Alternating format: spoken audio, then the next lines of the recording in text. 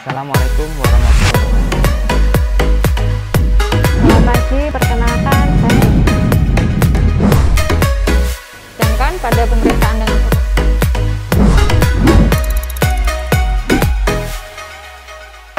Untuk palpasi setelah kita melakukan sesi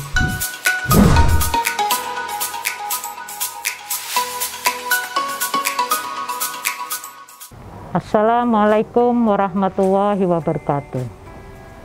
Salam agromedis.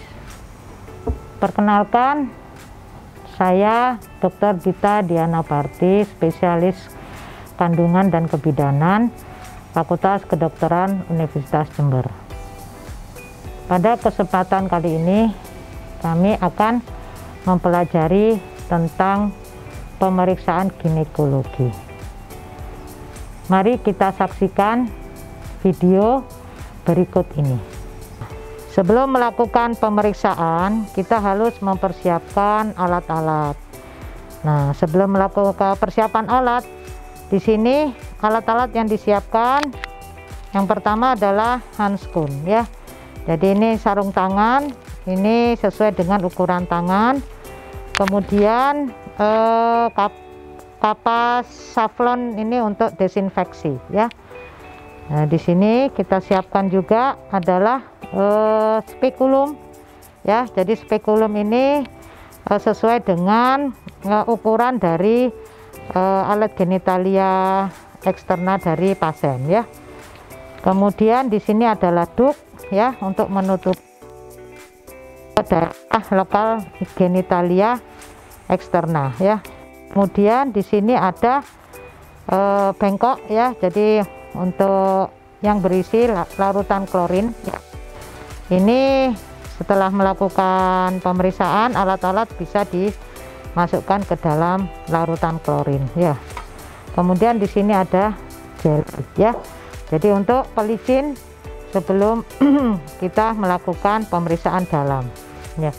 Nah, untuk duk di sini dipakai untuk menutupi bagian daerah lokal genitalia eksterna ya. Saya kira itu yang perlu dipersiapkan untuk alat-alatnya.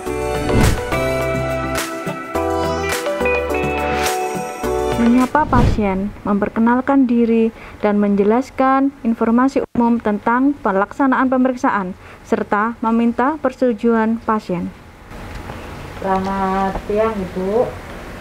Perkenalkan, saya Dr. Dita. Saya dokter di Fakultas Kedokteran Universitas Jember.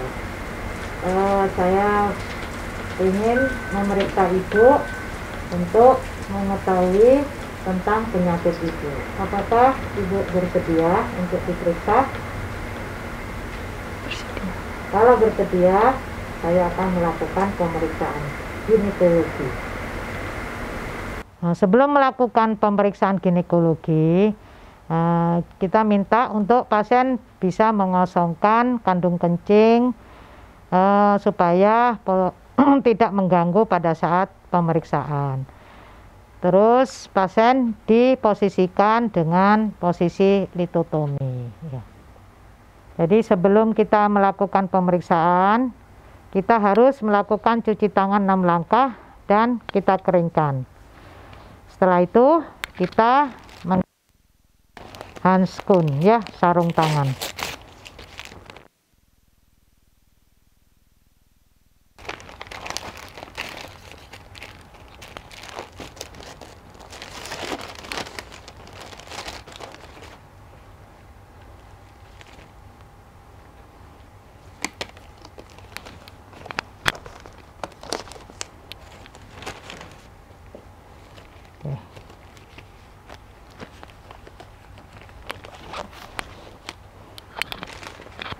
Nah, jangan lupa kita juga menyiapkan lampu ya. Jadi lampu sorot ini fungsinya untuk mengetahui mengenai supaya detail jelas daerah yang akan kita periksa.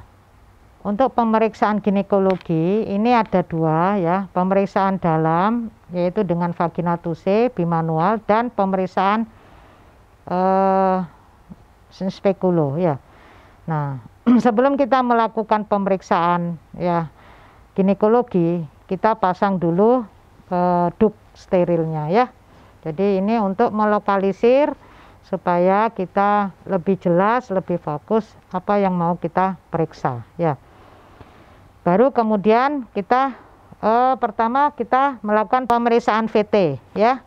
Jadi kalau pemeriksaan VT bimanual kita menggunakan jari, 2 jari, yaitu jari telunjuk dan jari tengah ya. Nah, caranya yang pertama kita lakukan inspeksi dulu. Kita raba ya daerah vulva ya, labia mayora dan labia minora ya. Di sini ada tanda-tanda radang kemerahan ya, ada lesi apa enggak ya, kemudian ada enggak nodul bintik-bintik ya, seperti kondilom ya. Jadi kondilom itu ada bintik-bintik ya, daerah vulva ya. Dan kadang-kadang ke perineum ya, bintik-bintiknya itu ya. Jadi ada kemerahan apa enggak ya, kemudian ada lecet atau ulcerasi apa enggak, laserasi apa enggak. Nah, ini terutama pada pasien-pasien dengan penyakit seksual ya. Itu biasanya di sini tampak ada ulcerasi ya atau kemerahan ya, dan dalam ya. Kalau melenting itu hati-hati seperti adanya herpes ya, herpes melenting, bintik-bintik berisi air ya. Kemudian setelah kita lakukan inspeksi daerah vulva labia mayora atau bibir luar, kita lakukan pemeriksaan labia minora, yaitu kelenjar Bartholin ya. Jadi pada Bartholin kita evaluasi, di sini ada benjolan, bengkak atau enggak ya. Jadi kalau Bartholin ini kalau bengkak ini pada daerah vulva ini akan keluar seperti benjolan ya. Tapi kalau normalnya Bartholin ini tidak membesar atau tidak ada benjolan atau tidak bengkak ya. Kemudian kita lihat juga apa ada tanda kemerahan ya, tanda radang ya. Di sini pada daerah labia minora ya. Setelah itu kita lakukan pemeriksaan masuk ke dalam daerah vagina ya, kita inspeksi. Situ vagina terdapat tanda-tanda radang apa enggak, kemerahan ya. Nah, di situ bisa kita lihat. Kemudian tangan kita bisa kita masukkan ya. Nah, kita minta izin dulu ke pasien kalau kita mau memeriksa menggunakan tangan ya, 2 jari ya, supaya pasiennya tidak merasa kaget ya, atau kesakitan. Jadi pelan-pelan kita masukkan ya 2 tangan kita ke dalam sambil kita raba ya daerah vagina. Ya, di situ ada benjolan. Kadang-kadang kalau ada benjolan, misalkan ada kista ya. Nah, biasanya itu ada kista Gardner, itu ada benjolan berisi air ya di daerah vagina ya. Kalau tidak ada benjolan ya berarti normal ya, vaginanya normal. Kemudian kita lihat raba juga apakah ada nyeri ya. Nah, tuh. Jadi di sini raba vaginanya ya, selain tadi tanda-tanda ada lesi, tanda radang ya, nyeri. Kemudian kita masuk ke dalam ya. Kita meraba porsio ya. Nah, porsio ini bagian dari serviks ya. Normalnya porsio ini atau serviks ini adalah licin, bulat, permukaan rata ya, dan tidak sakit atau tidak nyeri meskipun kita goyang. Ya. Jadi kita raba. Kalau misalkan normal itu porsionya licin ya, rata dan tidak nyeri ya. Itu porsio normal ya. Jadi porsio sudah kita bisa meraba serviks. Kemudian kita evaluasi lebih dalam, yaitu untuk mengevaluasi uterus ya. Nah, untuk mengevaluasi uterus kita menggunakan 2 tangan ya, bimanual ya. Jadi tangan kanan yang kita masukkan dan tangan kiri kita letakkan di perut ibu ya. Jadi untuk meraba daerah fundus uteri ya. Nah, fundus uteri ini kita tekan ya. Kalau normal itu uterusnya, fundusnya tidak teraba ya. Tapi kalau kita tekan, kita merasakan tangan kanan itu kok ada yang pembesaran, kita tentukan. Kalau pembesarannya itu 1 jari di atas simfisis, ini setara dengan uterus membesar kurang lebih 8 minggu ya. Tapi kalau 2 jari ini setara pembesaran uterus kurang lebih 12 minggu ya. Kalau antara pertengahan ya, dengan pertengahan ini umbilikus ya, umbilikus dengan simfisis ya, itu ada pembesaran, berarti pembesaran uterusnya setara dengan 16 minggu. Kalau dua jari ya, satu jari di atas pusat ya, pertengahan umbilikus dengan simfisis itu setara dengan 20 minggu ya. Nah, 20 minggu. Kalau setinggi pusat ini setara dengan pembesaran uterus 24 minggu ya. Nah, itu untuk mengetahui pembesaran uterusnya ya. Kemudian kita tahu arahnya ya. Untuk mengetahui arahnya, jadi kita caranya melakukan penekanan atau agak digoyang porsionya ya. Kemudian tangan kiri kita nekan ya. Kalau kita merasakan tangan kiri seperti ada yang digoyang-goyang, berarti arah uterusnya antefleksi ya. Tapi kalau kita lakukan penekanan porsio atau kita goyang, tangan kiri kita tidak merasakan ya adanya uterus ya, berarti kemungkinan uterusnya arahnya retrofleksi ya. Setelah uterus kita evaluasi adnexa ya. Adnexa ini ada dua, adnexa parametrium kanan dan kiri. Di sini ada organ, ovarium dan tuba ya. Jadi kita caranya memeriksa adnexa, yaitu tangan kanan kita taruh di daerah fornix posterior vagina ya. Kemudian tangan kiri kita taruh daerah adnexa. Kemudian kita temukan tangan kiri sama tangan. Normalnya ini harus ketemu, berarti adnexa parametrium dalam batas normal. Tapi kalau ada sesuatu misalkan massa, tangan kiri setelah kita tekan tidak ketemu dengan tangan kanan yang di dalam, berarti ada massa. Nah, kalau ada massa berarti kita deskripsikan konsistensinya padat apa kistik ya. Kemudian ukurannya kurang lebih misalkan 2 jari ya. Kemudian mobile atau terfiksir ya. Setelah itu kita tentukan ada nyeri atau tidak di daerah adnexa parametrium kiri. Nah, setelah adnexa parametrium kiri kita periksa, kita bergeser ke adnexa parametrium kanan. Jadi tangan kanan yang di dalam kita letakkan di fornix posterior vagina. Kemudian tangan kiri kita tekan ya. Normalnya kalau kita tekan ini ketemu, berarti adnexa parametriumnya dalam batas normal. Tapi kalau ada massa, berarti meskipun kita tekan tangan kanan dan tangan kiri kita tidak akan ketemu. Kalau ada massa kita deskripsikan, massanya padat apa tidak, kemudian ukurannya kurang lebih berapa, 2 jari atau 3 jari, kemudian mobile atau terfiksir, kemudian kita tekan ada nyeri atau tidak.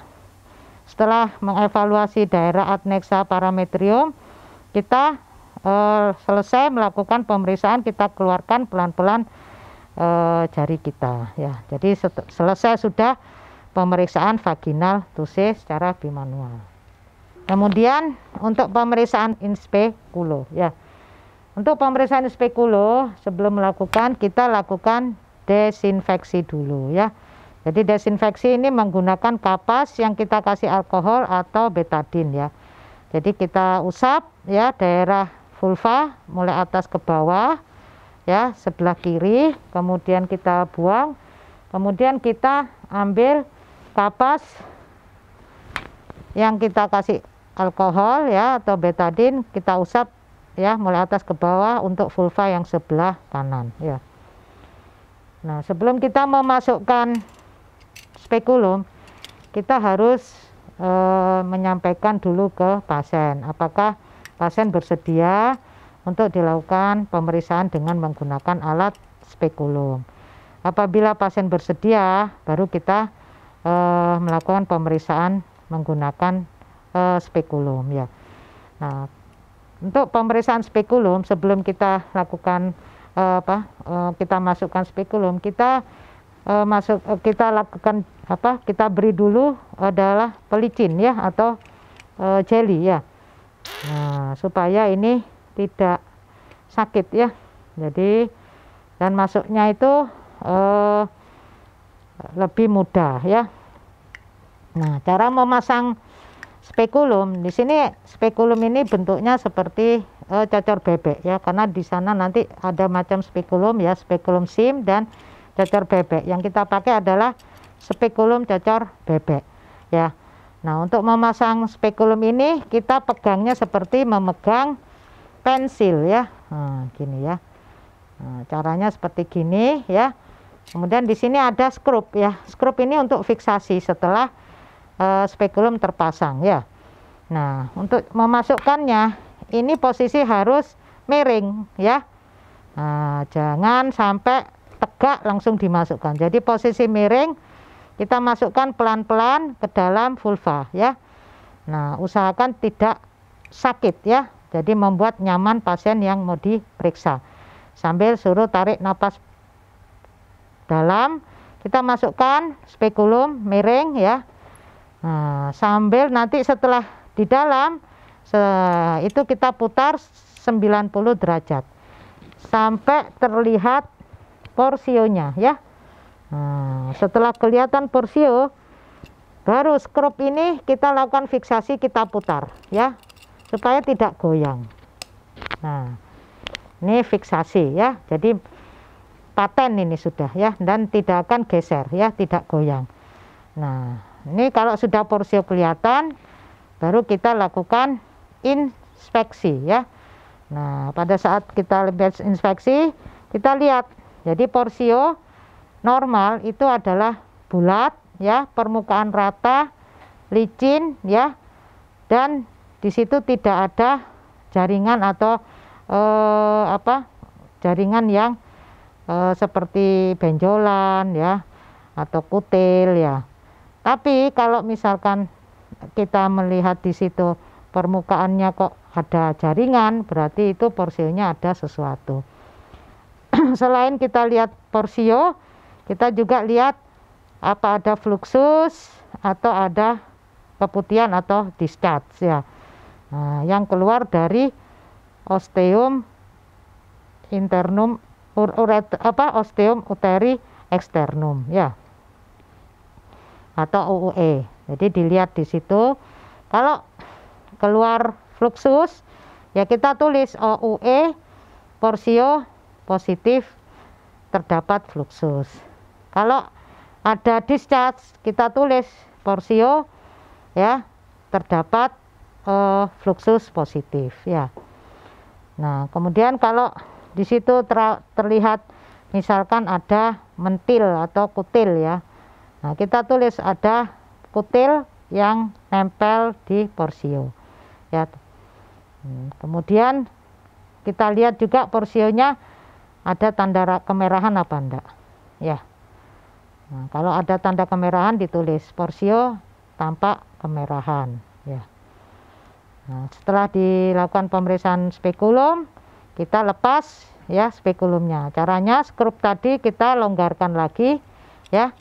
Kemudian kita tarik ke belakang pelan-pelan ya, sambil diputar lagi miring ya. Jadi miring, nah, kita keluarkan spekulumnya. Jadi waktu masuk miring, keluar harus miring. Nah, ini tapi kalau sudah di dalam baru kita putar 90 derajat dan kita lakukan fiksasi. Nah, ini untuk pemeriksaan spekulum. Jadi setelah melakukan pemeriksaan ginekologi, jadi ada dua tadi, yaitu dengan cara inspekulum dan dengan cara vaginal tuse bimanual ya. Nah, setelah melakukan pemeriksaan kita lepas sarung tangan kita ya. Kemudian kita masukkan ke dalam larutan klorin. Nah, kemudian selesai sudah melakukan pemeriksaan ginekologi. Baiklah, kita telah belajar mengenai pemeriksaan ginekologi. Terima kasih telah menyaksikan video ini. Nantikan video pembelajaran berikutnya. Wassalamualaikum warahmatullahi wabarakatuh. Salam agromedis.